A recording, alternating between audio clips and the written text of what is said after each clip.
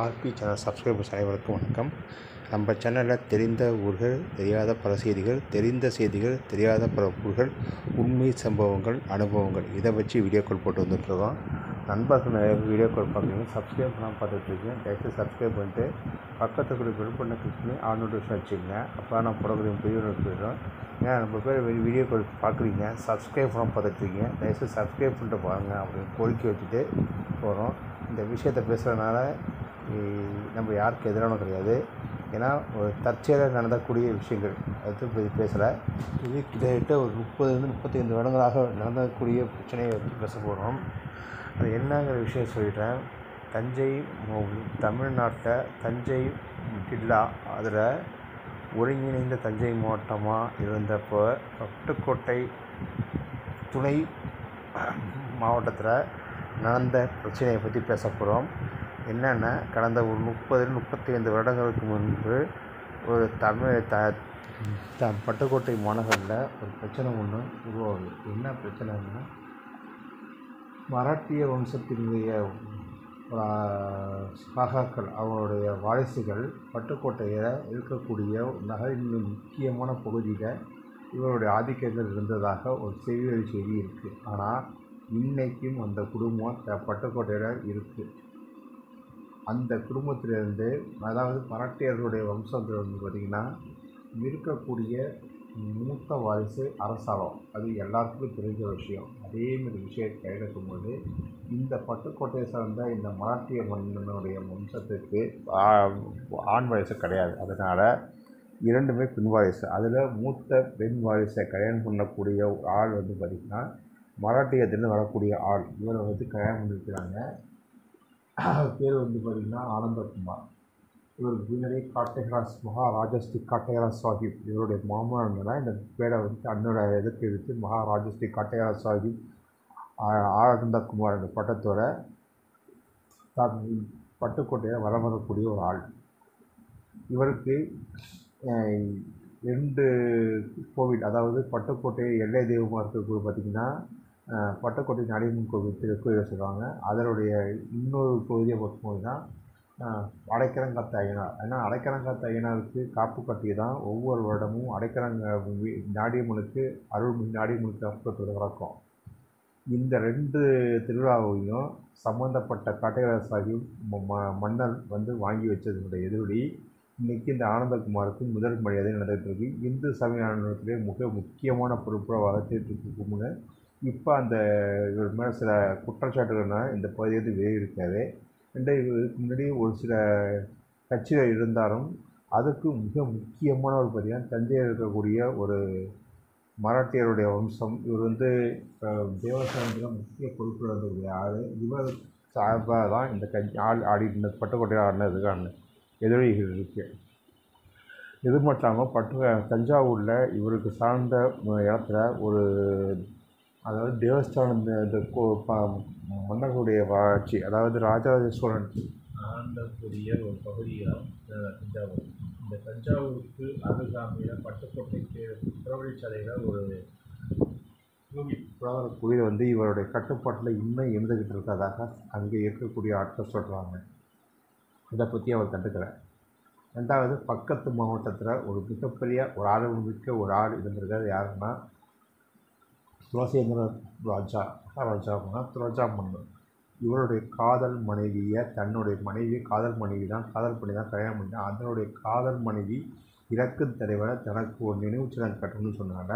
எப்படி தாஜ்மஹாலை வந்து ஷாஜகான் கட்டினாரோ அதேமாரி தஞ்சை ஏன்னா ஒருங்கிணைந்த தஞ்சை மாவட்டமாக இருக்கும்போது இப்போ தான் திருவாரூர் மாவட்டம் அது குறிப்பாக முள்ளிக்கோட்டைக்கு மன்னார்குடிக்கு அருகே இருக்கக்கூடிய தெற்கே இருக்கக்கூடிய உள்ளிக்கோட்டையிலிருந்து மேற்கே இருக்கக்கூடிய பகுதி தான் மகாதேவப்பட்டினம். மகாதேவப்பட்டினத்தில் ஒரு அழகிய பிரம்மாண்டமான கோட்டையை கட்டினதாக ஒரு வாழ்க்கை வரலாறு இருக்குது. அந்த கோட்டை சிதறஞ்சு பயணப்பட்டது. ஏன்னா மராட்டியருடைய வம்சம் வந்து பார்த்திங்கன்னா வளகப்பெருமாள் வந்து தமிழ்நாட்டில் அறிமுகப்படுத்தினது மராட்டியருக்கு மிகப்பெரிய பங்கு இருக்குது. இது ஒரு பக்கம் இருக்கட்டும். இன்றைக்கி இந்த தஞ்சாவூரில் இருக்கக்கூடிய மகாராஜா வம்சத்தினுடைய ஆட்கள், சரபோஜி ராஜாவுடைய வாரிசுகள் இன்னும் தஞ்சாவூரில் அரண்மனையில் இருக்காங்க. அவங்களோட ஆளுமைக்கு கீழே சில கோயில்கள் கட்டுப்பாட்டு இருக்குது. அது அடுத்த பிரச்சனை. ரெண்டாவது, இவருடைய கட்டுப்பாட்டில் இருந்த கோயில்களில் சில இடத்துல நிற்கிறேன். அதில் இந்த ஆனந்தகுமார் எப்போ விவரம் தெரிஞ்சு எடுத்தாரோ அதில் ஒரு சில பிரச்சனை. என்ன பிரச்சனைகளை சொல்லிடுறேன். இந்த பட்டுக்கோட்டை இந்த பிரச்சனை வர்றதுக்கு முக்கிய காரணம் என்னென்னா, 2ஆம் நூற்றாண்டு இறுதியிலேயும் 3ஆம் நூற்றாண்டு தொடக்கத்திலேயும் பட்டுக்கோட்டை ஆட்சி செய்த யாருன்னா பட்டு மறவராயர் இருக்கக்கூடிய ஒரு கள்ளர் குல தொண்டமான், கள்ளர் குல மாமன் ஆட்சி செய்து வந்த ஒரு சிற்றரசன்.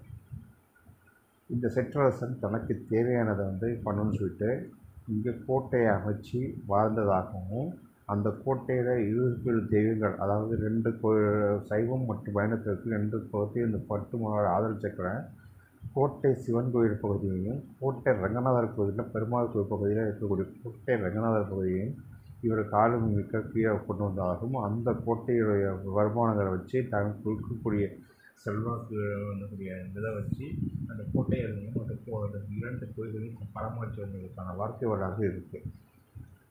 அதற்கப்புறம் மராட்டியர்களுடைய படையெடுப்பு தமிழ்நாட்டில் எப்போ ஆரம்பிச்சிச்சோ அதிலேயே சில கோயில்கள் தலைமுறைஞ்சு போயிட்டு, இதுக்கு முன்னாடி முகலாயர் படையெடுப்புகளில் இந்து கோயில்களை வந்து அந்நியர்கள் படையெடுப்புனால சில கோயில்கள் இருந்தாலும் முகலாயர் படையெடுப்பும் ஒரு முக்கிய காரணம்னு சொல்கிறாங்க.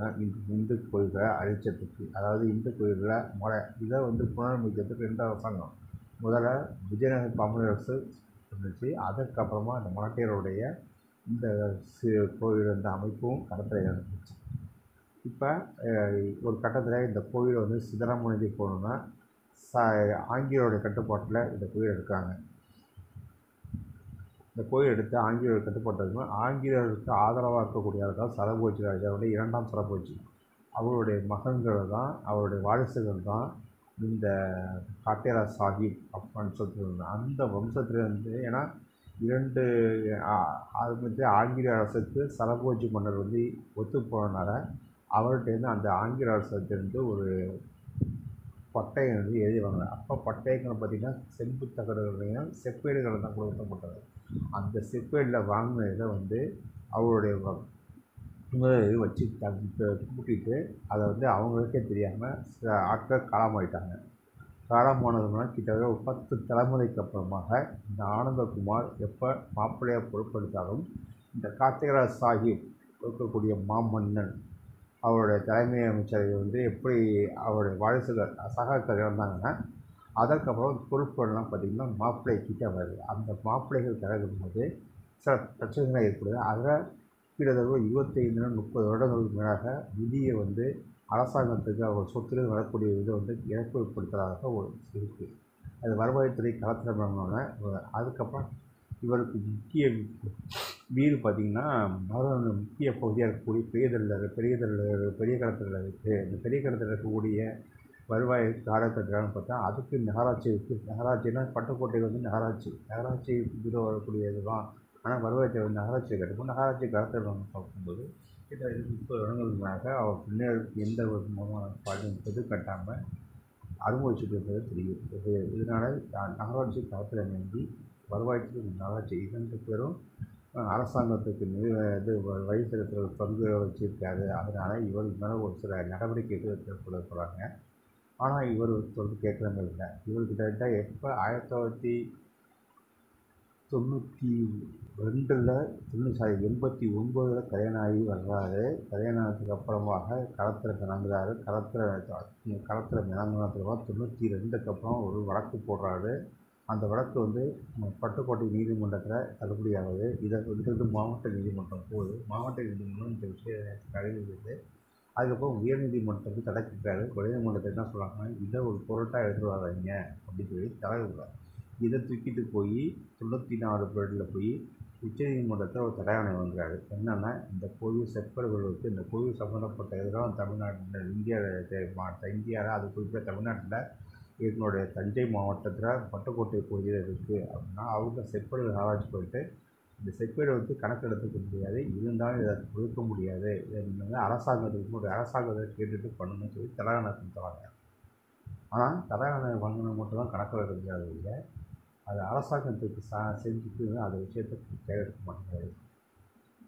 இது பிரச்சனை போயிட்டுருக்கும்போது இது போட்டக்கூடிய நிறங்கள் எடுத்து பார்த்திங்கன்னா தலை சுற்றி போயிட்டாங்க. அது என்னென்னா பழைய மருப்புலேருந்து இந்த பக்கம் செருவை சுற்றுறோம் கடைமுறையில் இருக்கக்கூடிய செவ்வியர் மாதிரி பட்டு மாவட்டம் வரைக்கும் கிழக்கு நாகப்பட்டினத்துலேருந்து புதுக்கோட்டை மாவட்டத்தினுடைய ஒரு சில பகுதிகள் அதாவது ஆலங்குடி வரைக்கும் ஒரு சொத்துக்கள் இருக்கிறதாக சொல்கிறாங்க. இப்போ விசாரணை பண்ணும்போது இந்த சரபோஜி மன்னருக்கு அது வாரிசார் காட்டேரசருக்கு அவர் சொத்துக்கள் கிடையாதுங்கிறது ஆனால் பட்டு மணவராயருக்கு ஒரு சொத்துக்கள் இருக்குது. அந்த கோட்டைகள் எங்கெங்கிறதுனா பட்டுக்கோட்டை சிவன் கோயில் இருக்குது, கோட்டை மேலமேடு, கோட்டை கீழமேடு, கோட்டை அண்டாகு இருக்கிறது, பாக்கிய நகர், பெருமாள் கோயில் இருக்கிறது, தொட்டிக்குளம், தோரமடை, இது இந்த பக்கம் பார்த்திங்கன்னா வெப்பாக்கோட்டை, உபரடிபுரம், கத்திரிக்கொள்ள சாவடி, ஏனாதி, சாந்தாங்குறை வெட்டிக்காருக்கு அப்புறம் கீழே வந்துடும். மேலே வந்து ஒரு சில பகுதிகள் என்னென்னா பள்ளத்து சிதம்பரப்புறம் பக்கத்தில் இருக்கக்கூடிய குறிச்சி தந்தனை வந்து பார்த்திங்கன்னா இந்த புனர்வாசல் விடுவாங்க. இது வரைக்கும் அவருடைய பங்குகள் இருக்குது. அதாவது காட்டைகளாசாகி எப்போ சொத்தை கொண்டாடுறாங்களோ அந்த சொத்துடைய பட்டியல் இதுதான் அப்படின்னு சொல்லி பட்டு குணராயிரத்தி நீங்கள் அந்த சொத்தை இப்போ ஆக்கவே மாட்டாங்க. இதுக்கு முன்னாடி எடுக்கக்கூடிய 70,000 ஏக்கர் ஃபஸ்ட்டு 2,000 ஏக்கர்னா அப்போ 20,000 ஏக்கர் இதெல்லாம் தள்ளுபடி ஆகிட்டு இப்போ 2,500 ஏக்கருக்கு வந்திருக்காரு தலைவர். 2,500 ஏக்கருக்கு சொன்னோம் அப்படின்னா ஒரு ஆள் வந்து இந்த பகுதியில் இருக்கக்கூடிய இடத்துல ஒரு இடம் வாங்கினா சும்மாக்க மாட்டாங்க. அவங்க அந்த இடத்துல வந்து ஃபஸ்ட்டு குணாமுற்றத்துக்கு வேலி போடுவாங்க, வேலி போட்டு இடத்த சுத்தம் பண்ணுவாங்க, சுத்தம் பண்ணிட்டு போர் போடுவாங்க. இது எல்லாமே சம்மந்தப்பட்ட ஆட்கள் மூலிமா அந்த சம்மந்தப்பட்ட அந்த காட்டையார் சைவனுடைய மருமகன் வந்து அந்த இசக்கியமை வந்து உருவாகுது. அதுக்கப்புறம் போர் போட்டு கொடுத்தாச்சா அப்புறம் போர் போட்டோன்னா மனம் போடுவாங்க. மனம் போட்டு கடகால் கட்டுவாங்க, பேஸ்மெண்ட் வீடு கட்டுவாங்க. வீடு கட்டி வீடு ஸ்டெப்பு போகிறதுக்கு இவருக்கு ஒரு ஸ்டெப்புகள் இருக்குது. அப்போ நோட்டீஸ் வந்து இந்த இடம் எனக்கு சொந்தம் சொல்லி அவங்க இருக்கக்கூடிய ஆட்கள் மூலமாக சொல்கிறாங்க. இந்த இதுக்கு மட்டும் இல்லாமல் இது மீறி வந்து இந்த விஷயங்களை கோர்ட்டுக்கு கொண்டு போகணுமா ஏங்க இது பிரச்சனையை ஏங்க திருப்பி வளர்க்குறீங்க தமிழ்னா நீங்கள் வந்து திருப்பி கிழமையும் திருப்பி municipal Pattukkottai municipal court, district court, அதுக்கடுத்து ஹைகோர்ட்டுக்கு அப்புறம் சுப்ரீம் கோர்ட்டுக்கு போனேன்.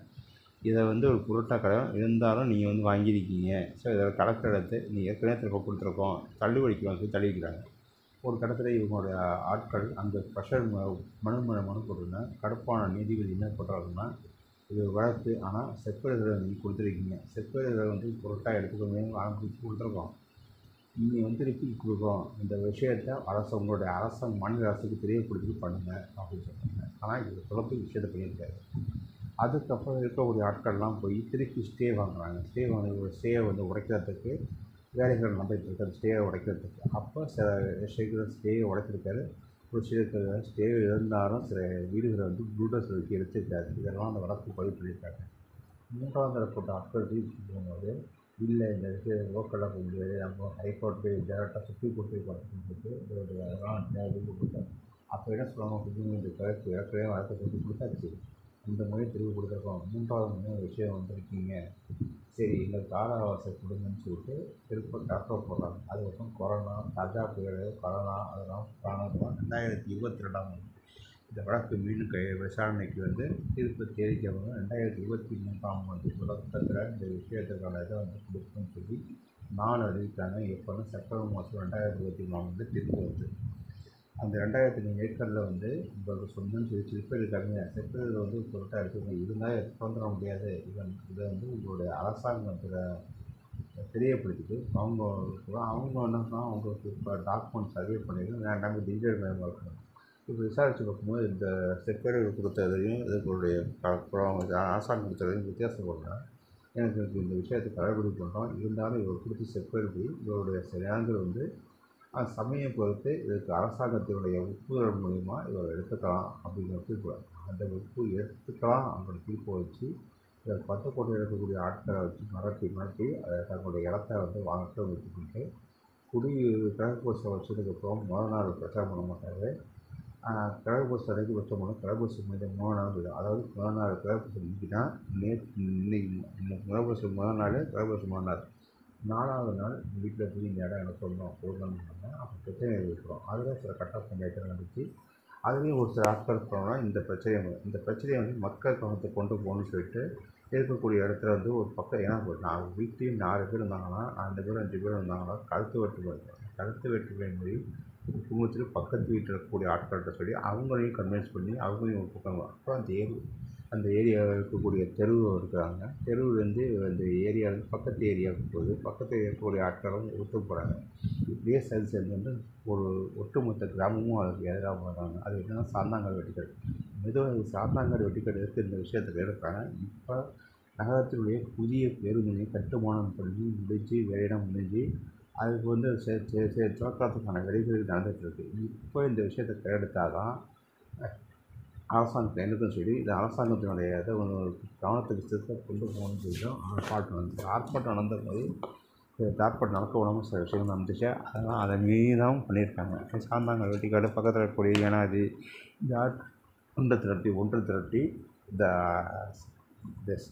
ஒரு விஷக்கிருமிக்கு எதிராக ஒரு சில ஆட்கள் திடுறாங்க. அப்போ என்னென்னா அவங்கெல்லாம் சேர்ந்து ஒரு கட்சி ரீதியாக கொண்டு போகணும். ஏன்னா ஒரு கட்சியை வச்சு பண்ணிட்டு இருக்கோம்னு எல்லா கட்சியும் ஆதரவு தெரிவிக்கிறாங்க. அதில் 2 கட்சி விடுதலை சிறுத்தைகள் கட்சி அடுத்தது தவேகா கட்சி இந்த 2 கட்சி தான் ஃபஸ்ட்டு கட்சி. அதுக்கப்புறமா இருக்கக்கூடிய கட்சியெல்லாம் போய் ஆதரவு கடைசியாக ஆதரவு கொடுத்த யாருன்னா பிஜேபி கட்சி அழைச்சி கொடுத்து இன்றைக்கி 13/3/2025 ஒரு மிகப்பெரிய கவன ஈர்ப்பு ஆர்ப்பாட்டத்தை முன்னெடுத்துட்டாங்க. இன்றைக்கி ஐயனார் கோயிலுடைய காப்பு கட்டத்தில் தான் வந்தகார முத்த மண்டபத்துக்கு நிலம். அப்போ அறநிலையத்துறை சார்பாக இவங்க கூப்பிட்டு மரியாதை பண்ணுறாங்க.